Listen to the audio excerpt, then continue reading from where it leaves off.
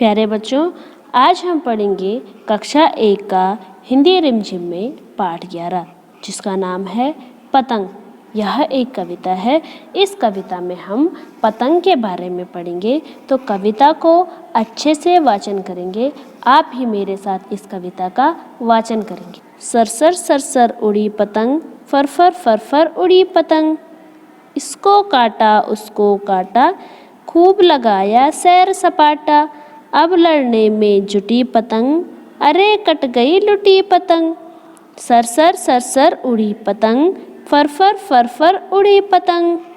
जो कविता यहाँ पे पतंग है, तो सब लोगों ने पतंग देखी होगी। तो पतंग कहाँ उड़ती है? आसमान में। दिख रही है यहाँ पे रंग बिरंगी पतंगें बनी हुई हैं। तो यहाँ पे है सरसर सरसर उड़ी पतंग, फरफर फरफर उड़ी पतंग। तो सरसर सर का अर्थ होता है जल्दी जल्दी। जल्दी जल्दी आसमान में पतंग उड़ रही है और तेज तेज आसमान में पतंग उड़ रही है। इसको काटा उसको काटा, खूब लगाया सैर सपाटा। पतंग सोच रही है कि मैं इसको काटूंगी और उसको भी काटूंगी। और पतंग आसमान में सैर सपाटा का अर्थ होता है घूमना फिरना। तो पतंग आसमान में क्या कर रही है? सैर सपाटा की, यानी कि घूमना फिरना किया। किसने? पतंग ने। अब लड़ने में जुटी पतंग, अरे कट गई लुटी पतंग। पतंग दूसरी पतंग से क्या हो गई? लड़ने में जुट गई, यानी कि जुटी पतंग होता है उड़ने में लगना। अरे कट गई लुटी पतंग, लुटी का अर्थ होता है डोर कटना, यानी कि अलग होना। अब लड़ने में जुटी पतंग, अरे कट गई लुटी पतंग। जो आसमान में पतंग दूसरी पतंग को क्या कर रही थी? काट रही थी। वो क्या हो गई? लड़ने में जुट गई, यानी कि एक दूसरे की लड़ाई हो गई। और एक पतंग वहां से क्या हो गई? कट गई। लुटी, लुटी का अर्थ होता है डोर कट गई, डोर काटना या अलग होना। अरे कट गई लुटी पतंग, अरे एक पतंग क्या हो गई? कट गई।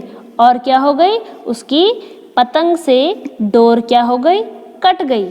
सरसर सरसर उड़ी पतंग, फरफर फरफर उड़ी पतंग, यानी कि जल्दी जल्दी क्या है?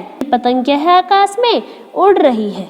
और फरफर तेजी तेजी आकाश में कौन उड़ रही है?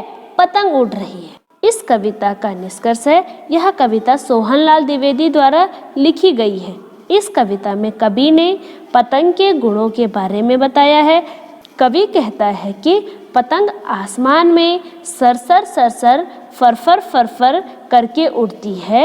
एक पतंग दूसरी पतंग को काटती हुई आकाश में खूब सैर सपाटा करती है। पतंग एक दूसरे से लड़ती है और फिर कटकर लुट जाती है। सरसर सरसर फरफर फरफर करती पतंग आकाश में उड़ान भरती है।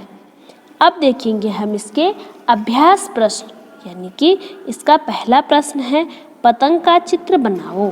कि ये आप लोगों ने क्या करना है? अपनी किताब में एक पतंग का चित्र बनाना है और उसमें जो आपको अच्छा रंग लगता है उसको आपने उस पतंग में भरना है।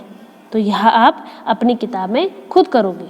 अब कविता बनाएं, यानी कि सरसर सरसर उड़ी पतंग, घंटी बोली टन टन टन, उड़ता कपड़ा फर फर फर, चूड़ी बोली खन खन खन, चूड़ी बोली खन खन खन।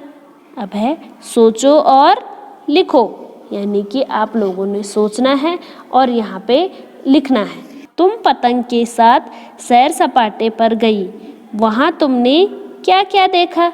तो इसका उत्तर है मैंने वहाँ पर नीला आकाश, उमड़ते घुमड़ते बादल, रंग बिरंगी पतंगे, उड़ते पक्षियाँ आदि चीज़ों को देखा। दूसरा है पतंग कटकर कहाँ कहाँ गिर सकती है? तो इसका उत्तर होगा पतंग कटकर मैदान में, छत पर, पेड़ पर, सड़क पर, नदी नालों में गिर सकती है। आपका पाठ यहाँ पे समाप्त होता है। इस कविता को आप अच्छे से याद करेंगे। धन्यवाद।